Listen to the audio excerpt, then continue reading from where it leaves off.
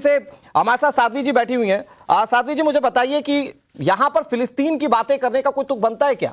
और अगर इस तरह की बातें मान लीजिए फिलिस्तीन के लिए भी हो रही हैं, तो क्या ये देश में मुस्लिमों को भड़काने जैसा नहीं है? जब बार बार कुछ नेता लगातार मंदिर की बात करते हैं, बार बार मस्जिदों को छीने जाने की बात करते हैं, तो क्या उस सारे सर्कमस्टेंसेस में मौलाना सलमान अजहरी का बयान भड़काऊ नहीं लगता? क्या भड़काने जैसा नहीं लगता ये?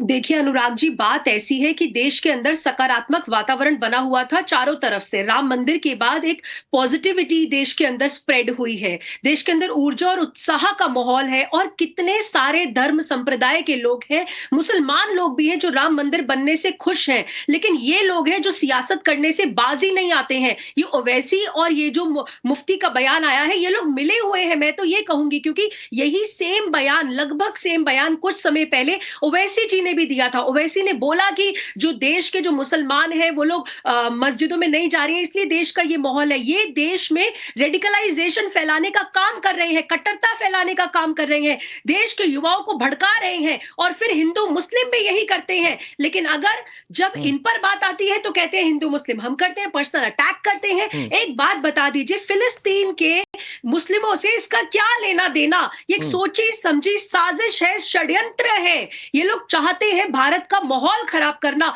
क्योंकि इनको अच्छा नहीं लग रहा। इन्होंने चैलेंज लिया है ना, राम मंदिर पर कोई राइट्स नहीं हुए, क्योंकि ये लोग इस तरह के बयान दे रहे थे। अनुराग जी, आपको याद होगा जब राम मंदिर का वर्डिक्ट आया था तो इन्होंने कहा था देश का माहौल खराब कर देंगे। लेकिन क्योंकि योगी आदित्यनाथ की सरकार है तो देश का माहौल खराब नहीं हो पाया, तो इनको अब देश का माहौल खराब करना है। लेकिन इन्हें समझना होगा कि इनकी अब ये बातें नहीं चलेंगी।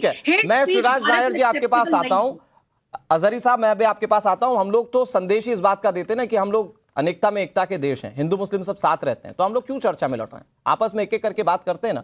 मैं अपने दूसरे मेहमानों के पास जाऊं। अजहरी जी, 10 सेकंड में बताइए जो बातें यहां पर साध्वी प्रज्ञा जी उठा रही हैं। वो कह रही हैं कि आप मंदिर की जो कुंठाएं नहीं निकाल पाए, जो असामाजिक तत्व थे, इसलिए जानबूझकर भड़का रहे हैं। ये फिलिस्तीन की बातें नहीं हो रही। ऐसा नहीं है, जो गलत है वो गलत है। मौलाना की जबान जो चली है उस पर हमने भी कहा कि इस तरह के अल्फाज नहीं बोलना चाहिए, हमने कल ही बयान दिया। जो गलत है उसको गलत ही कहा। लेकिन सुन ले, मुझे तो बोलने का मौका दिया, आप बोली मैं नहीं बोला। आप बोली मैं नहीं बोला। प्रज्ञा जी आप बोली मैं नहीं बोला। आप चैनल पे बैठकर नेगेटिविटी क्यों फैला रहे हैं? पूरा देश आपको देख रहे हैं। देखिए साध्वी जी वो जवाब दे रहे हैं, अजहरी जी बहुत शांति से जवाब दे रहे हैं। अजहरी जी आप नहीं आप हमारे शोल्डर्स पे एक ओनस है। आप बताइए, आपने अभी एक जुमला बोला था क्या कर रहे हैं? राम मंदिर बनने के बाद एक उत्साह थी, एक बहुत अच्छा माहौल था। हम पूछना चाहते हैं कि 700 साल पुरानी मस्जिद दिल्ली में तोड़ दी गई, शाम को ईशा की नमाज पढ़ी और फजर में वो गायब बुलडोजर चल गया, मदरसा और एक बुजुर्ग का आस्ताना भी चला गया। क्या कहेंगी आप इस पे? क्या ये इंसानियत है? बिल्कुल, मेरे को जवाब देने दीजिए। अजहरी साहब रुकिए, अजहरी साहब वेट जवाब देने दीजिए। अजहरी साहब सुनिए मेरी बात। जामा मस्जिद के जो मेन आपके इमाम है वो राम मंदिर में जाते हैं, रामलल्ला के दर्शनों के लिए, उनके खिलाफ फतवा जारी हो जाता है। फतवा क्यों जारी किया आप लोगों ने उनके खिलाफ? उनको धमकियां आ रही हैं। ऐसे लोगों पर फतवा नहीं लगाया जाता। ऐसे लोगों का शरीयत का हुक्म खुला हुआ है। ठीक है, इस पर चर्चा हो चुकी है। प्लीज अजहरी साहब एक मिनट। मेरे साथ हाजी मेहरुद्दीन रंगरेज भी और हमारे साथ दीपा शर्मा जी भी हैं। मैं मेहरुद्दीन रंगरेज आपके पास आता हूं, फिर दीपा शर्मा जी आपके पास आऊंगा। इजाजत देते रंगरेज साहब, आपसे मैं कम से कम बहुत सौहार्दपूर्ण जवाब की उम्मीद करता हूं। ये जो तौकीर रजा कह रहे हैं कि भैया सब्र टूटेगा तो पैमाना अगर छलका तो बहुत कुछ हो जाएगा, ये क्यों डरा रहे हैं और किसको डरा रहे हैं? कैसे डरा रहे हैं सर? ये आप बताइए, थोड़ा समझाइए। ओवैसी कह रहे हैं कि हर मस्जिद नहीं खोने देंगे। अरे साहब, कोर्ट में जाकर लड़ रहे हैं और कानूनी फैसला आ रहा है, तब जाकर ये ये मंदिर मिल रहा है। मैं आ रहा हूं आपके पास, शिवराज जी आ रहा हूं आपके पास। और मुझे बताइए कि ये जो अब सलमान अजहरी साहब कह रहे हैं, इसमें कहीं पर भी बचाव की गुंजाइश है क्या अजहरी साहब के बयान पर? नहीं, तौकीर रजा साहब ने तो बिल्कुल सही बात कही कि एक मस्जिद हम खो चुके हैं, अपनी बाबरी मस्जिद, जो कि 500 साल से वहां नमाज हो रही थी, और मस्जिद को तोड़कर वहां पर आज भव्य मंदिर बन गया। और जो हमारी ज्ञान वापी और वहां पर जो पहले हिंदुओं का मंदिर था और हिंदुओं की आस्था थी, उसका क्या आपको 500 साल का लग रहा है? वो 500 साल के पहले के इतिहास की बात कौन करेगा? देखिए, 500 साल पहले ना तो आप थे, ना मैं था, ना देश का संविधान था। 500 साल पहले देश का संविधान है। नहीं, वो तो वहां पर मुझे मिसाल है ना, जुम्मा आपने आपकी उम्र देखी होगी, 40-45 की लग रही है। अपने बुजुर्ग से 500 पूछ साल लो, पहले की बात कर रहे हैं आपके सबूतों के पास साथ आपका कोई आपके बड़े बुजुर्ग होंगे, उनसे पूछ लो वहाँ नमाज होती है। हाँ, तो नहीं, पांच- आज जो भी अरे बड़े आपका बुजुर्ग धर्म ही नहीं था, आपका तो धर्म ही नहीं था। आप 500 साल पहले की अरे जो आप बात चुप कर रहे रहिए। हैं, माफी अरे चुप चाहूंगी, रहिए। मुझे मेरी टर्न हेलो, नहीं आई है, लेकिन चुप। मैं बोल रही हूँ आपका क्या धर्म जिन था? 500 मैं साल धर्म पहले को की आप बात कर रहे हैं, आप नहीं अपना आ धर्म रहे बताइए, कौन से सन में आपका ठीक है। धर्म शुरू हुआ है? सनातन रंगेश जी, कितना पुराना धर्म है? ये बात कौन से राजा के समय की है? ठीक है, ये बात अजय जी, कौन से आऊंगा आपके शासक पास। के समय की है जो आप कर रहे हैं? रंगेश जी, ये आ रहा जो हूं। मंदिर रंगेश जी, विक्रमादित्य ने वहां बनवाया था, ये उस समय की बात है ठीक जब है, आपका दीपा धर्म जी, था भी नहीं। दीपा जी, एक मिनट मैं आ रहा हूं। शिवराज जी आपके पास, इसके बाद आप ही के पास आऊंगा। रंगेश जी प्लीज जवाब दे दीजिए। नहीं, ये सुन लीजिए, ये कैसे भड़काऊ बयान दे रहे हैं? क्या ये लोग नहीं आते कानून के दायरे में? तीन राजा साहब, बोलो तीन नहीं राजा आते। जो पूरे देश का माहौल खराब कर रहे हैं, इनके खिलाफ कोई बोलो कानूनी नहीं आते कार्रवाई साहब, नहीं बोलो होगी। नहीं आते। अगर कोई मुसलमान बोल देते तो उनके खिलाफ सारे कानूनी कानून कार्रवाई हो मुसलमानों के जाएगी। क्यों तीन राजा के उसको खिलाफ जेल कार्रवाई नहीं हुई क्या? रंगरेज साहब, क्या हुई बताइए?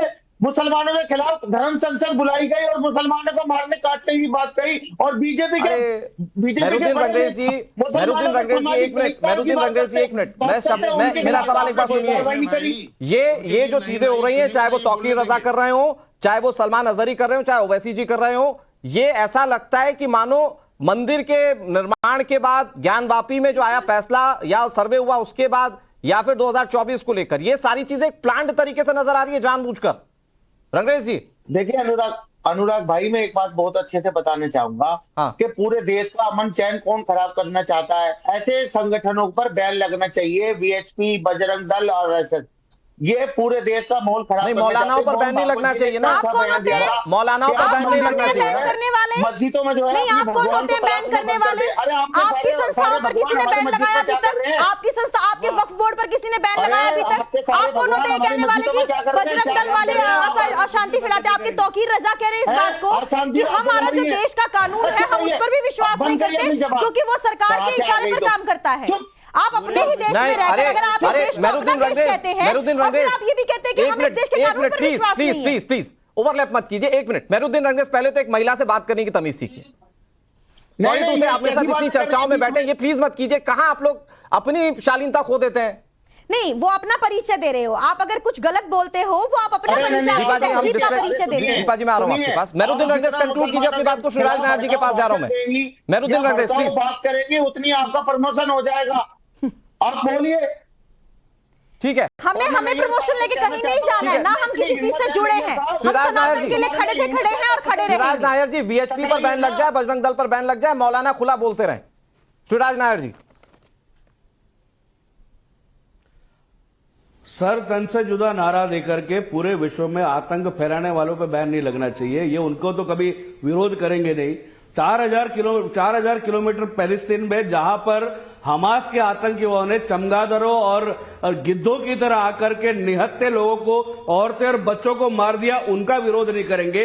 औरतों को नंगी कर करके परेड कराया, उनका विरोध नहीं करेंगे। उन मुल्ला मौलानाओं आतंकियों को ये समर्थन करेंगे। और विश्व हिंदू परिषद, बजरंग दल जो राष्ट्रीय समर्थन है, जो सेवा संस्कार का काम करेंगे, उनको बैन करवाएंगे। ये इनके तरीके हैं। देखिए, ये देश जो चलता है न्याय प्रणाली से चलता है।